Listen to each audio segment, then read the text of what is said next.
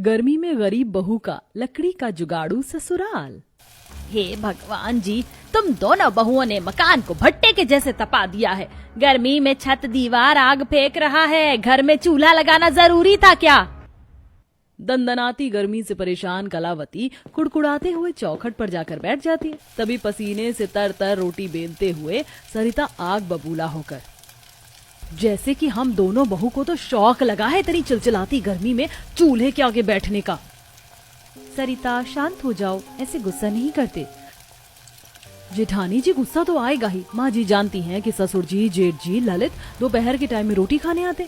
ऊपर से तीनों को चूल्हे की गर्म रोटी खानी है। किसी दिन ठंडी रोटी दे दो तो 36 नखरे दिखाते।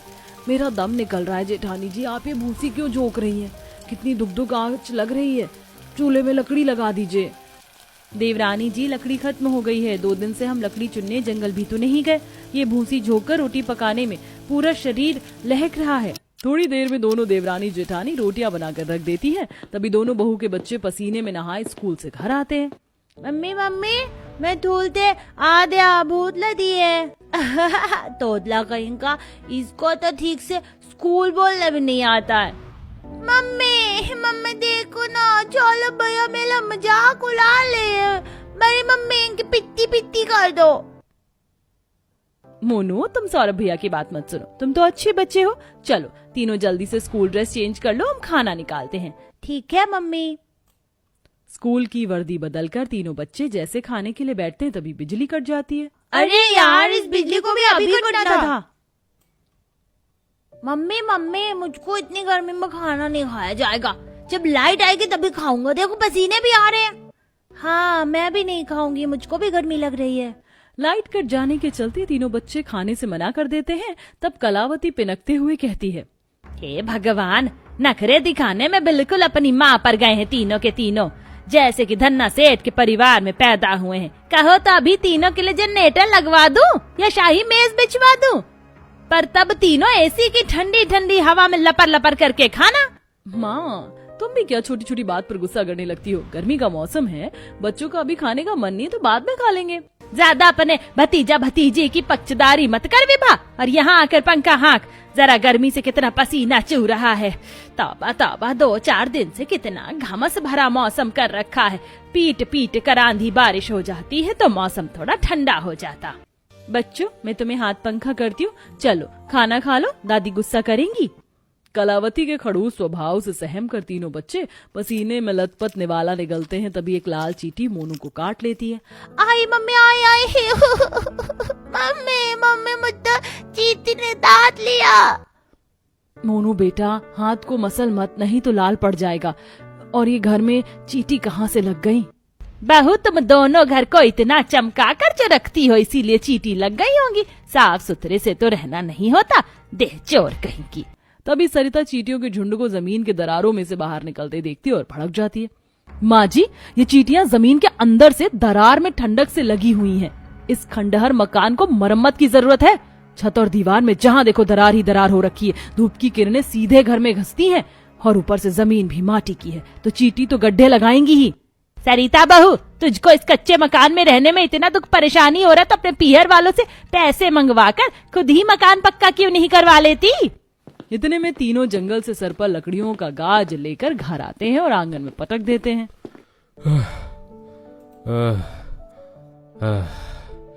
अरे जंगल से घर तक लकड़ी लाने में ही शरीर झुकर गया है।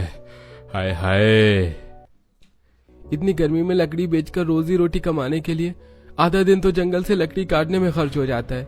आधा दिन तो लकड़ी काटने में निकल जाता है, फिर भी दोपहर हो जाती है। रोटी खाते खाते 2-3 बज जाते हैं। फिर लकड़ी लेकर बाजार में बेचने जाओ, उसमें भी 50-100 रुपए से ज्यादा की लकड़ी बिकती नहीं है। अरे ललित बेटा, इतनी चिंता मत लिया कर। भगवान की दया से किसी तरह उतनी आमदनी में भी अपने परिवार का पेट तो भर तो रहे हैं। चलो चलकर खाना खाते हैं। पसीने में लथपथ जैसे ही तीनों मकान में आते हैं तो लाइट कटी देखकर अखिलेश, आज फिर से घर में लाइट नहीं है क्या? भैया, लाइट काफी देर से गई हुई है, अभी तक लाइट नहीं आई। अरे जब भी देखो दोपहर के टाइम में ही लाइट कटी रहती है। कभी कभी तो ऐसा लगता है कि हम महीने के 5 रुपए बेफिजूल के बिजली बिल दे रहे हैं। रोज पसीने पसीने होकर रोटी खानी पड़ती है। पापा जी, आप दोनों का खाना निकालूं? मकान के अंदर इतनी दमक देखकर खाने का मन तो नहीं कर रहा। 2 रोटी निकाल दे बस। रजनी सरिता रसोई में से तीनों के लिए थाली लगाकर ले आती हैं। वहीं विभा हाथ पंखा कर रही होती है। तभी रोटी खाते हुए ससुर को कंकर पड़ता है। अरे बहू, आज की रोटी बड़ी किन सी लग रही है। रोटी बनाने से पहले आटा नहीं छाना था क्या? चाला था पापा जी, बगैर आटा चाले रोटी नहीं बनाते, मगर रसोई की दीवार से बहुत ज्यादा मिट्टी निकल रही है, वही झड़ गई होगी। जब पता है कि रसोई की दीवार में से मिट्टी निकलती रहती है तो चूल्हा दीवार में सटाकर खाना बनाना जरूरी है क्या? थोड़ा दूर करके बनाना। जी ठीक है। रोटी किनकिन होने के चलते किसी तरह तीनों आधी एक रोटी खाकर लकड़ी बेचने के लिए बाजार में चले जाते हैं। वहीं दोनों बहुएं बांस की बिनी हुई लकड़ी की टोकरी को सर पर उठाकर ईंधन जुटाने के लिए जाने लगती हैं। विभा, हम लकड़ी चुनने के लिए जंगल जा रही हैं। शाम के चूल्हा चौका के लिए एक भी लकड़ी नहीं है। जी भाभी, आप दोनों जाइए। तभी मोनू सरिता का आंचल पकड़ते हुए भोलेपन से कहता है, मम्मी मम्मी, मैं भी आपके साथ जंगल चलूंगा। जब तक आप और बड़ी मम्मी पेड़ की लकड़ी इकट्ठा कर लेना, मैं पेड़ की ठंडी ठंडी हवा खा लूंगा। मोनू बेटा, तुम घर पर ही रहो। बाहर लावा जितनी गरम गरम लू चल रही है, लू लग जाएगी।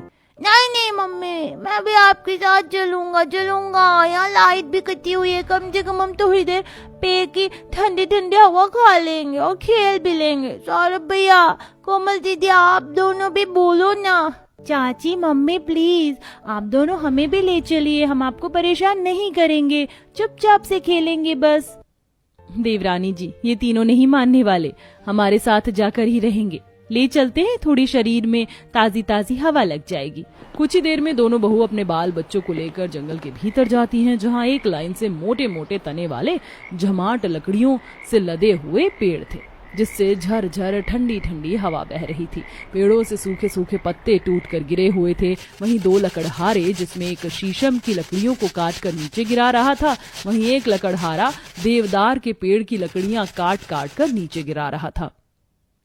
हाँ, कितनी ठंडी ठंडी हवा है। माँ, काश के मारा का जंगल के अंदर होता तो रोज रोज बर्फ जितनी चिल्ड हवा खाने तो मिलती, कितना मजा आता। इसमें कौन सी बड़ी बात है, मैंने तो पहले से ही जंगल में लकड़ी का अपने लिए घर बना रखा है। सच्ची बच्ची में साहब भैया, फिर तो मुझको भी अपना घर दिखा दो। तभी सौरभ एक मोटे से कटे तने वाले पेड़ को देखता है, जो कि अंदर से सूखा खोखला था, जिसके अंदर गिलहरी और उसके बच्चे उछल कूद कर रहे थे। मोनू, वो सूखी लकड़ी वाला पेड़ दिख रहा है, वही मेरा घर है। आपका लकड़ी वाला घर तो बहुत सुंदर है, चलो उसमें छुपन छुपाई खेलते हैं। तुम दोनों भाई छुपन छुपाई खेलो, तब तक हम लकड़ी चुन लेते हैं, ज्यादा दूर मत जाना, ठीक है? दोनों बहुएं सूखी लकड़ियों को चुनने लगती हैं। तभी उसी पेड़ के पास आ जाती हैं जहां कटाई चल रही थी। अरे बहन जी, कहीं और जाकर लकड़ियां चुन लो, दिखता नहीं क्या ये लकड़ी काट रहे हैं? पर भाई साहब, इन पेड़ों की डाली तो कितनी हरी हरी है, फिर आप इसे काट क्यों रहे हैं? गर्मी का मौसम है, जंगल में जितने पेड़ रहेंगे इतनी ठंडक बनी रहेगी। अरे बहन जी, हमें पर्यावरण विभाग की तरफ से आदेश मिला है पेड़ काटने का। वैसे भी पेड़ की डालियों की जितनी छटाई करो उतनी बढ़ जाती हैं। भैया जी, आप इन लकड़ियों का क्या करेंगे? अगर आपके काम में नहीं लगेंगे तो हमें दे दीजिए। हाँ हाँ, बिल्कुल ले जाइए बहन जी, वैसे भी हमें तो लकड़ी को उठाकर फेंकना था। धन्यवाद भैया जी। देवरानी जी, चलो जल्दी जल्दी से लकड़ी को बीन लेते हैं। पर रजनी भाभी, इन हरी भरी लकड़ियों का करेंगे क्या? चूल्हा जलाने में तो सूखी लकड़ी लगती है। देवरानी जी, शीशम की लकड़ी बहुत ही ठोस और मजबूत होती है, इसका पटरा चटाई बना सकते हैं, कुछ तो जरूरत की चीज घर में लग जाएगी। अरे वाह जेठानी जी, आपने क्या हाई वोल्टेज जुगाड़ू दिमाग पाया है, इतना बढ़िया बढ़िया जुगाड़ लगा लेती हो। तब दोनों बहू अपने साथ लाई बांस की टोकरी में सारी लकड़ी को बटोर कर लाने लगती हैं। लकड़ियां चुनने में ही सांझ हो गई, अभी तो घर चलकर खाना पीना भी बनाना है। जेठानी जी, चलकर आज आंगन में चूल्हा डालेंगे, नहीं तो मकान के अंदर घमस मच जाएगी, सोया भी नहीं जाएगा।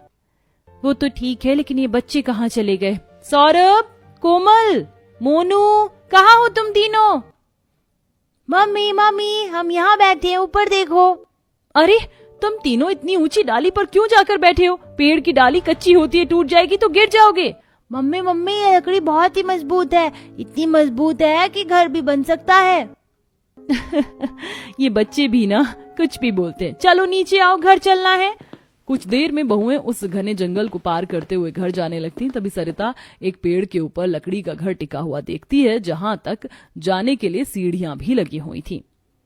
जेठानी जी, वो देखिए, उस पेड़ पर किसी ने लकड़ी का घर बना रखा है। रजनी भी आंखें जमाकर उस लकड़ी के पेड़ घर को देखने लगती है।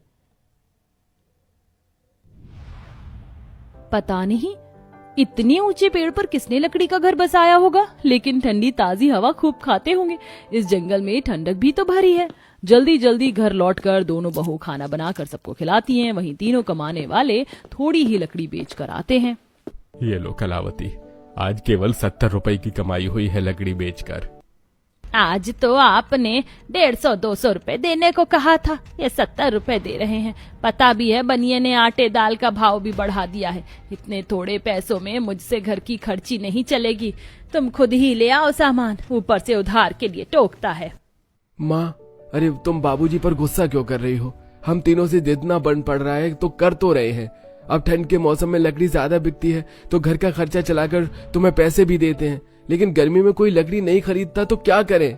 माँ भैया, आप दोनों चुप हो जाइए। सबके खाने के बाद रजनी जमीन पर चटाई बिछा देती है और पूरा ससुराल गर्मी में एक लाइन से लेट जाता है। भीषण गर्मी से जमीन जलते हुए ज्वालामुखी जितनी खौल रही थी। ओहो, ये जमीन भी कितनी भभक रही है। इतनी सुलगती जमीन पर तो नींद आना भी मुश्किल है। काश के हमारे भी घर में पलंग लगा होता तो गर्मी में सब पलंग पर सोते। बिल्ली के ख्वाब में छीछड़े बड़े आए पलंग पर सोने वाले। अगर तुम बाप बेटे सही ढंग से कमाते तो पड़ोसी की तरह हमारे घर में भी पलंग, डाइनिंग टेबल, कुर्सी, मेज सब होता। हे भगवान, पता नहीं कैसी कलेशी लुगाई मिली है, जब देखो झगड़ा किए बगैर सोने नहीं देती। जा रहा हूँ बेवा बेटी, मेरी खटिया बाहर बिछा दे। मकान के अंदर तो गर्मी ने भी नाक में दम कर रखा है। जी बाबा, मैं अभी बिस्तर कर देती हूँ। विभा कुछ देर में आंगन में खटिया चादर बिछा देती है, जहां पेड़ पौधों के पत्ते हिल डुल रहे थे और ठंडकपन था। अगले दिन दोनों बहू घरेलू कामकाज निपटाकर जंगल से लाई हुई लकड़ियों की पतली पतली छाल निकालकर चटाई बनाती हैं। अरे बहू, तुम दोनों इतनी देर से क्या बना रही हो धूप में? माँ जी, हम घर में बिछाने के लिए नई चटाई बना रही हैं। दरी का बिस्तर बहुत ज्यादा गर्म करते हैं, सोया नहीं जाता। तुम दोनों तब से अकेली चटाई बना रही हो, तब से मुझको भी बोलती तो मैं भी बिन देती। कलावती प्यार से दोनों बहू के साथ लकड़ी की चटाई बुनती है। जेठानी जी, आप माँ जी के साथ लकड़ी की चटाई बनवा लीजिए, तब तक मैं पटरा और कुर्सी बनाती हूँ। सरिता लकड़ी को ठोक ठोक कर बहुत ही मजबूत सा बैठने के लिए पटरा बना लेती है, जिसे देखकर विभा, अरे वाह भाभी, आप तो लकड़ी का सामान बनाने में बड़ी माहिर निकली। कितना मजबूत पटरा बनाया। पता है बाजार में ये 300 से 400 रुपए का बिकता है। मैंने तो बस घरेलू इस्तेमाल के लिए बना दिया। अभी तो कितनी सारी लकड़ी बच रही है। रसोई के सारे मसाले दानी के डिब्बे ऐसे ही बिखरे रहते हैं। क्यों ना मैं लकड़ी का तखत बना के मसाले सजा दूं, रसोई थोड़ी अच्छी लगेगी।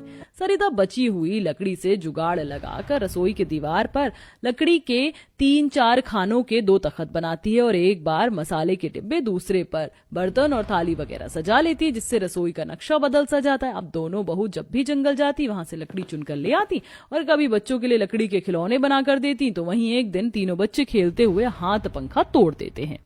ये क्या किया तुम तीनों ने? हम दोनों यहाँ घर में एक एक सामान जुगाड़ लगा कर जोड़ने में लगी रहती है और तुम तोड़ने में तुले रहते हो। मम्मी, हमने जानबूझ कर नहीं कर, देखो ये पंखा खुद ही निकल गया। भाभी, इस पंखे की डंडी कल से ही निकली पड़ी थी और वैसे भी खरीदा हुआ पंखा था, कितना चलता। इस बार दोनों बहू लकड़ी चुनने जंगल जाती हैं तो बांस की पतली पतली डालियों को पंखे की डंडी बनाने के लिए तोड़ती हैं और वहीं शीशम के पेड़ की थोड़ी लकड़ी काट कर घर लेती हैं, जिसे अब वह एक बार में 4-5 लकड़ी के पंखे तैयार कर देती हैं। जेठानी जी, हमारा ये जुगाड़ भी काम कर गया। ये लकड़ी का पंखा वजन में कितना हल्का और कितनी तेज हवा कर रहा है। अपनी दोनों गरीब बहू के ठंडक भरे जुगाड़पन को देखकर कलावती उनकी प्रशंसा करने से खुद को रोक नहीं पाती। बहू, इतनी गरीबी और दुख देखकर भी तुम दोनों ने मेरे बेटों के साथ घर बसाया। ये मेरा सौभाग्य है कि तुम जैसी 2 जुगाड़ू बहू भगवान ने मेरी झोली में डाली।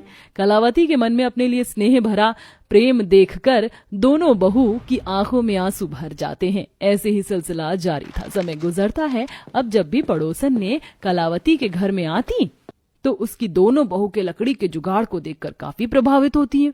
और ये क्या बात है कलावती बहन, इतना सुंदर लकड़ी के डिजाइन का हाथ पंखा कहाँ से खरीद कर लाई हो? शशिकला बहन, मैंने ये पंखा कहीं से खरीदा नहीं बल्कि मेरी बहू ने बनाया है। अरे वाह, तुम्हारी बहू के जुगाड़ का तो जवाब नहीं। आजकल की बहू तो बस खर्चे पर खर्च करना जानती है, चीज सामान जुगाड़ तो उनको आता नहीं है। वैसे तुम किस्मत वाली हो बहन, जो इतना दुख काट कर भी तुम्हारी दोनों बहू रह गई इस कच्चे मकान में। अब किसी तरह अपना मकान पक्का करवा ही लो, मुझे तो दरवाजे तक घमस लग रही, पता नहीं तुम लोग कैसे सोते हो। शशिकला इतना कहकर चली जाती है, पर अभी गरीब ससुराल वालों को और भी कष्ट काटना बाकी था। तभी एक दिन, सुनिए जरा, क्या ये जगमोहन जी का घर है? हाँ हाँ, मैं ही जगमोहन हूँ। क्या बात है? देखिए, आप लोगों को ये मकान खाली करना पड़ेगा क्योंकि इस जमीन पर से रोड निकलेगी और वैसे भी ये जमीन सरकार की है। ये सुनते ही बेचारे गरीब ससुराल वालों के पैरों तले जमीन खिसक जाती है। क्या बच्चे, क्या बूढ़े, क्या बड़े, सबकी आंखों से झरझर आंसू बहने लगते हैं। मम्मी, बुआ, पापा, क्या ये अंकल हम लोगों को हमारे घर में से निकाल देंगे? हम कहाँ जाएंगे इतनी गर्मी में? नहीं बेटा, कोई भी हमारे घर में से हम लोगों को ऐसे नहीं निकालेगा। साहब, भगवान के लिए हमारा मकान मत उजाड़ो, हमारे पास कोई दूसरा सहारा भी नहीं है। पेट काट काट कर एक एक पैसा जोड़ जोड़ कर हमने ये थोड़ी सी जमीन खरीदी थी। सरकार हमसे ये छीन लेगी तो हम कैसे जिएंगे, कैसे खाएंगे? देखिए, मुझे आपसे हमदर्दी है, लेकिन मैं कुछ नहीं कर सकता क्योंकि ऊपर से ऑर्डर है। ना चाहते हुए भी गरीब ससुराल वालों को भयंकर गर्मी के मौसम में घर छोड़ना पड़ता है। सब भीषण गर्मी में रोड पर दर दर भटकने लगते हैं। बच्चों के पैर में छाले पड़ जाते हैं। अरे, ये रोड तो अंगारे की तरह से सुलग रही है, कदम उखड़ गए हैं, अब नहीं चला जाएगा। भगवान भी क्या इम्तिहान ले रहा है। दोनों भाई कई जगह किराए पर कमरा मांगते हैं, लेकिन बगैर पैसे के कोई कमरा नहीं देता। थक कर पूरा परिवार जंगल में आसरा लेने आते हैं, जहां सबकी नजर अंदर जाते हुए मोटे घने तने वाले पेड़ पर जाती है, जिस पर लकड़ी का घर टिका था। वो देखिए सब लोग, उस पेड़ पर लकड़ी का घर टिका हुआ है, उसी में चलते हैं। पूरा ससुराल छाले पड़े कदमों से किसी तरह सीढ़ी चढ़कर उस लकड़ी वाले घर में आ जाते हैं, जहाँ काफी ठंडक थी। पेड़ों के पत्तों से झरझर हवा अंदर आ रही थी। इस लकड़ी के घर में तो एकदम बर्फ जितनी ठंडक है। भगवान की दया से सर पर छत तो आई। आप लोग बैठिए, हम कुछ खाने का जुगाड़ करती हैं। दोनों बहू लकड़ी की सीढ़ियों से नीचे उतरकर जंगल के घने हिस्से में आती हैं, जहां उन्हें पेड़ पर पके पके केले लदे दिखाई देते हैं। बगल में खजूर के पेड़ पर खजूर पककर पीले होकर चू चुके गिर रहे थे। तभी बंदर केले के गुच्छे गिराता है। जेठानी जी, इस जंगल में तो मीठे मीठे फलों का बगीचा भी है। हम इतने वक्त से लकड़ी चुनने के लिए जंगल में आते थे, लेकिन कभी ध्यान ही नहीं दिया। चलो इन मीठे मीठे फलों को चुन लेते हैं। दोनों बहू जमीन में गिरे फलों को चुन लेती हैं और कुछ खजूर की झाड़ियां और केले के पत्तों को भी तोड़कर अपने साथ ले आती हैं। सब लोग फल से पेट भरकर सो जाते हैं। अगले दिन पेड़ घर का मालिक आ जाता है। अरे भाई, कौन हो तुम लोग और मेरे पेट में कैसे बस गए हो? भैया जी, दरअसल हमारा घर टूट गया है। दर दर की ठोकर खाते हुए पूरा परिवार बेआसरा भटक रहे थे, इसलिए बस ठिकाना ले लिया। देखो, मैं आप लोगों को यहाँ रहने देता, पर अब बरसातें लगने वाली हैं तो मुझे यहाँ पर लकड़ी जमा करनी है। लकड़ी बेचकर ही अपना परिवार का पेट पालता हूँ। कोई नहीं भैया, हम अपने लिए दूसरा घर बना लेंगे, धन्यवाद।